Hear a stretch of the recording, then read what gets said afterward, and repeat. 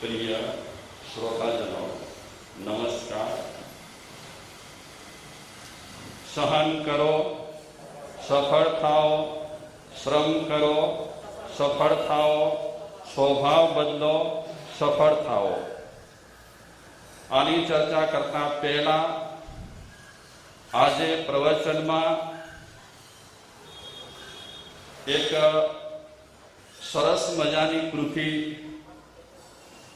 ए कृति थी आपणे बात चालू करिए। एनु हेडिंग छे उत्खनन। आने आपणे सामान्य भाषा में कहीए खाणेतरू, खोदकाम।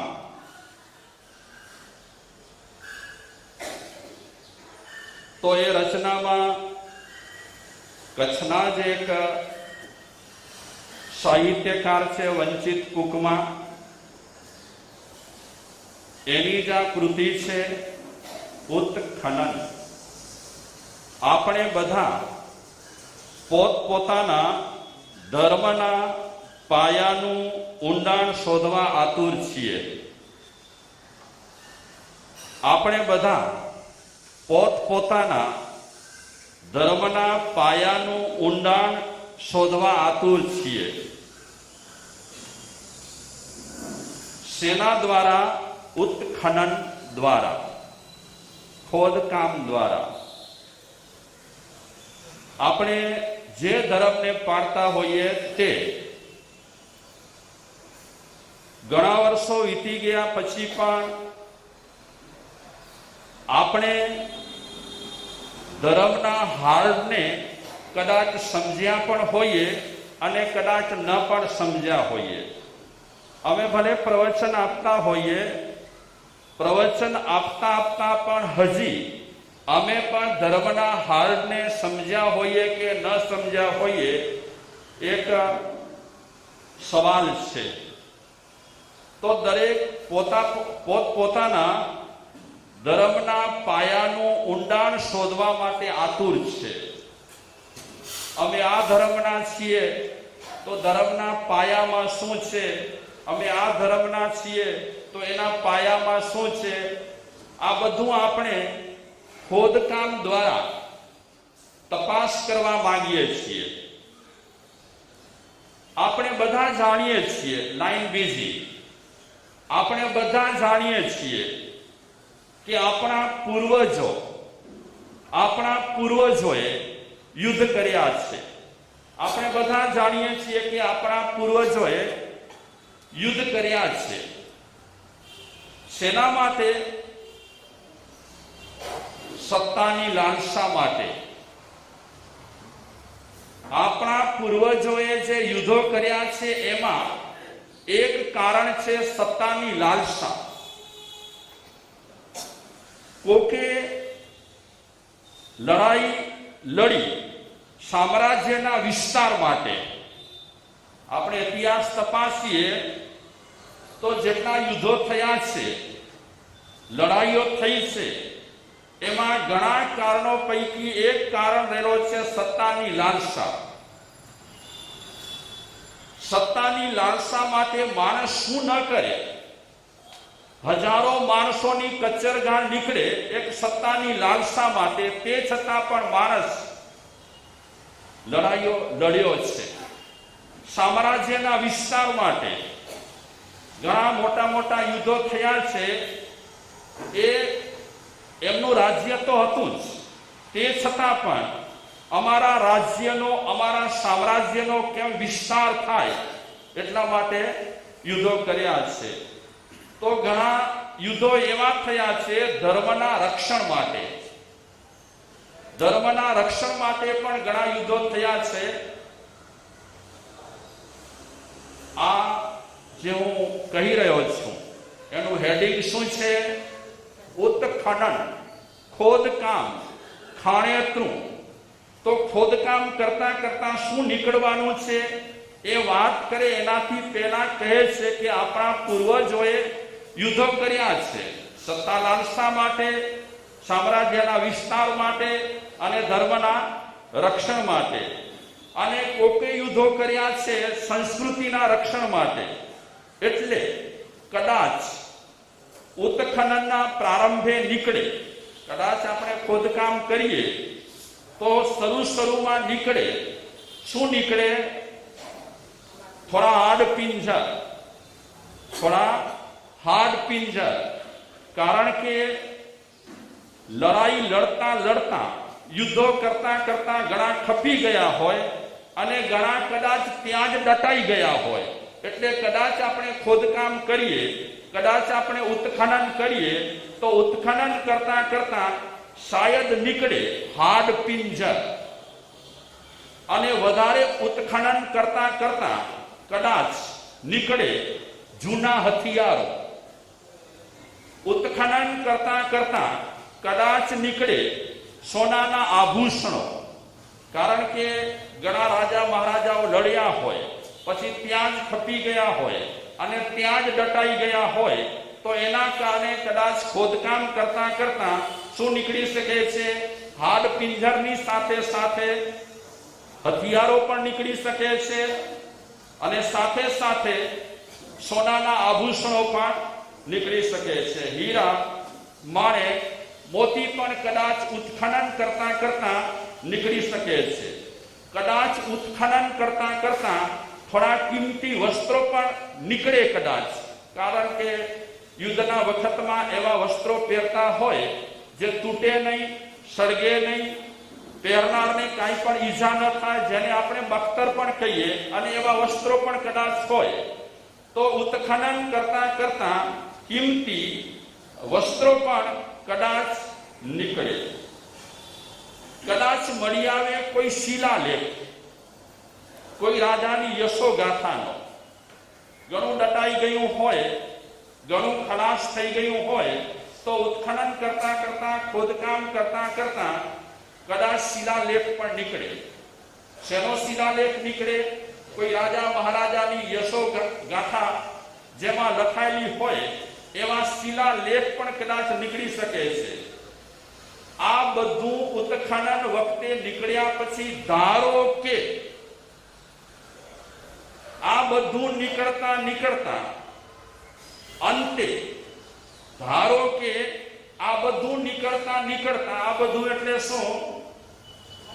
હાડ પિંજર, જૂના હથિયારો, સોનાના આભૂષણો, હીરા, માણેક, મોતી, કોઈ રાજાની યશગાથાનો શિલાલેખ, આ બધું નીકળતા ધારો કે મળી આવે એક, કેવળ એક, ધારો કે મળી આવે છેવટે એક. શું મળી આવે? એક પોટલી. સમજો ને પોટલી? આ ઉત્ખનન કરતી વેળાએ આ બધું નીકળતા માનો કે પોટલી નીકળે, પણ તમે પૂછશો કે પોટલી શેની?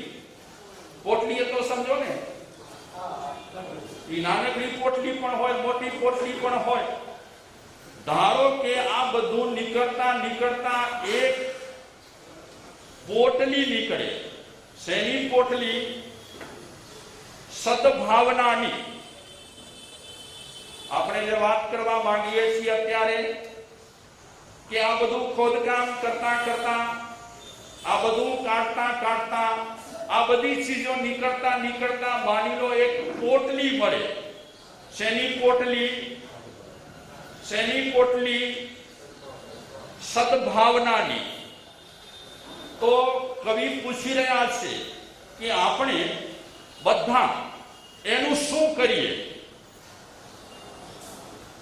આ બધી ચીજો મળતા કદાચ આપણને માની લો કે એક સદભાવનાની પોટલી મળે, તો આપણે શું કરીએ? ઘરેણા મળ્યા હોય તો લઈને ભાગી જઈએ. કદાચ હથિયારો મળ્યા હોય તો હથિયારો પણ કામ લાગે એટલે ઉઠાવી કરીને ભાગી જઈએ. કદાચ સરસ મજાના વસ્ત્ર આભૂષણો મળ્યા હોય તો પણ લઈ લઈએ. પણ માનો છેવટે એક પોટલી સદભાવનાની મળે તો આપણે શું કરીએ? કવિ પૂછે છે, તો આપણે શું કરીએ? ભાગ્યશાળીઓ બધી પોટલીઓ કરતા રક્ષા પોટલી કહેવાય. ઘણા માણસો 4-4, 5-5 હાથમાં રક્ષા પોટલીઓ કરે. ઘણાને અમે કહીએ કે હવે તો તમારો હાથ આખો ભરાઈ ગયો છે, તમારો કાંડો દેખાતો જ નથી. એવી રક્ષા પોટલીઓ ઘણી લોકો ધારણ કરે. પણ માની લો કે સદભાવનાની પોટલી આપણને મળે તો આપણે શું કરીએ?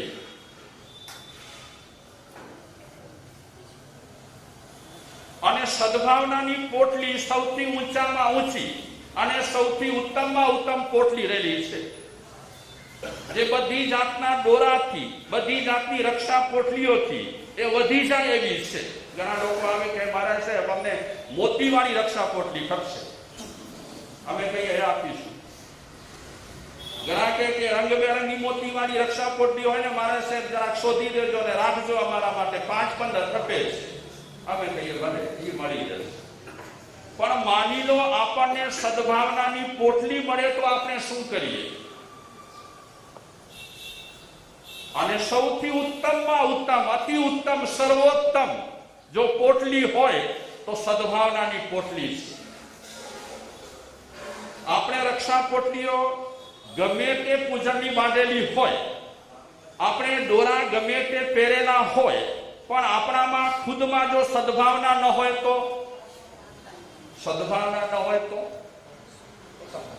ભલે મંત્રેલી પોટલી હોય, ભલે મંત્રેલા દોરા રહેલા હોય, ભલે સિદ્ધ કરેલી પોટલીઓ રહેલી હોય, પણ આપણા પોતામાં જો સદભાવના ન હોય તો પોટલીઓ શું કરે? શું કરે પોટલી?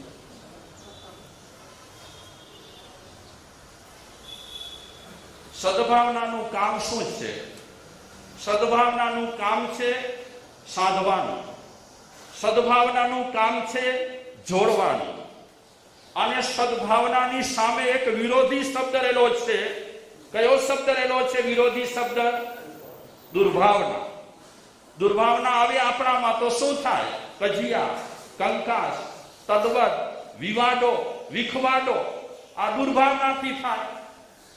તો માણસને નક્કી કરવાનું છે કે કઈ પોટલી રાખવા જેવી છે, કઈ પોટલી સાચવવા જેવી છે, કઈ પોટલી બાંધવા જેવી નહીં પણ જીવનમાં ઉતારવા જેવી છે. કઈ પોટલી છે કે જીવનમાં ઉતારવાથી બહુ આપણને ફાયદા થાય, મસ્તીથી આપણે જિંદગી જીવી શકીએ, મજાથી આપણે જિંદગી પસાર કરી શકીએ. અગર આપણી પાસે કઈ પોટલી હોય તો સદભાવના. ભાગ્યશાળીઓ આપણે ઘણી વખત સદભાવનાની જેટલી જમાવટ નથી કરતા, એનાથી વધારે આપણે જમાવટ કરી રહ્યા છીએ દુર્ભાવનાની. અને વ્યક્તિમાં અગર જો દુર્ભાવના હશે તો કંકાસ, વિવાદ, વિખવાદ ચાલ્યા જ કરશે. એટલે મહાપુરુષો કહે છે કે જીવનમાં અગર આપણામાં સદભાવના આવી જાય તો પ્રેમ દીક્ષા લીધી કહેવાય. અને એ લીધેલી સદભાવનાથી મળેલી આપણને પ્રેમ દીક્ષા એના પુષ્પો ખીલે. અને ભક્તિમાં પણ અગર સદભાવના ભળી જાય તો એ ભક્તિ આપણને મધુર ફળ આપે. આપણે ઘણી વખત એક કવિતા બોલીએ છીએ, પ્રેમળ જ્યોતિ તારો પંથ દાખવી મુજ જીવન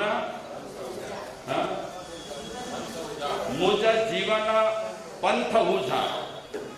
પ્રેમળ જ્યોતિ તારો પંથ દાખવી મારો જીવન પંથ. આવી કોઈ કવિતા રહેલી છે. એ કવિતામાં આપણે ભગવાન પાસે માંગણી કરી રહ્યા છીએ, કારણ કે ભગવાન છે એમનામાં સદભાવના ભરપૂર રહેલી છે. છલોછલ સદભાવનાથી પરમાત્મા ભરેલા છે, છલોછલ પ્રેમથી પરમાત્મા ભરેલા છે. એક સરસ મજાનો સુવિચાર છે કે તીર્થંકરોની જન્મદાત્રી તીર્થંકરોની જન્મદાત્રી કોઈ ભાગ્યશાળી માતા છે. તીર્થંકરોની જન્મદાત્રી કોઈ ભાગ્યશાળી માતા છે. પણ આધ્યાત્મિકતાની જન્મદાત્રી, તીર્થંકરોની આધ્યાત્મિકતાની જન્મદાત્રી પ્રેમ છે, કરુણા છે, સદભાવના છે. શેનાથી બની શકે છે? તીર્થંકરો આધ્યાત્મિક ક્ષેત્રમાં હરણફાળ ભરે છે. તીર્થંકરો શેનાથી ભરે છે? એમની પાસે પ્રેમ ભરપૂર રહેલું છે. તું પ્રેમ કા સાગર હૈ, તું પ્રેમ કા સાગર હૈ, તેરે એક બूंद के प्यासे हम, તું પ્રેમ કા સાગર હૈ. તો જેટલાય તીર્થંકરો થયા, જેટલાય મહાપુરુષો થયા, વિશ્વભરમાં જેટલા મહાપુરુષો થયા, એમની આધ્યાત્મિકતાની જન્મદાત્રી છે પ્રેમ, કરુણા અને સદભાવના.